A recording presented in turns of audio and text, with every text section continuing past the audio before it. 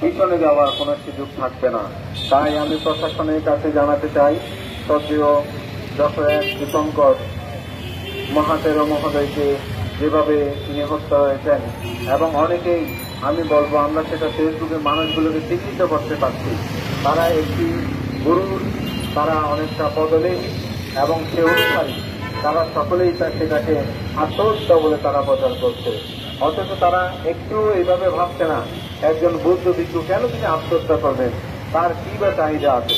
তিনি একজন পিএইচডি করা বৌদ্ধ ভিক্ষু, তিনি আন্তর্জাতিক বিভিন্ন ভাবে প্রতিষ্ঠিত হওয়ার সুযোগ আছে, তিনি সেটা না করে তিনি অতি সাধারণ জীবনযাপন করছেন।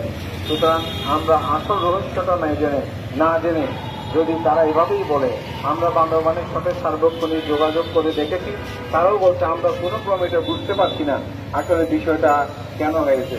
তাই আমি মনে করি এটা যদি সুষ্ঠু তদন্ত হয় এবং সুষ্ঠু ময়লা তদন্তের পরে আমি মনে করি এটাই উন্মোচিত হবে তাকে কি আসলে হত্যা করা হয়েছে নাকি তিনি নিজে আত্মহত্যা করেছে। আমি মনে করি এটি না জানার আগে আমরা যারা সবুজী আছি কারো প্রতি ব্যক্তি হিংসা বিদ্বেষ বশত আমরাই এই বিষয়গুলো যেন প্রচারের ক্ষেত্রে এরকম একঘেয়েমিটা গুরুবাদিতা অপত্যাগ করে আমরা যেন একই সূত্রের গাথায় আবদ্ধ হয়ে আমরা যেন এর সুষ্ঠু তদন্তের দাবি জানাই।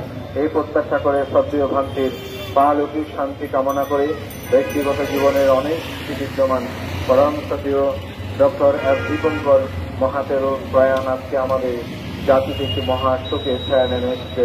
তার মতো প্রতিভাবান, তার মতো ভাতৃপ্রবর, তেজস্বী এবং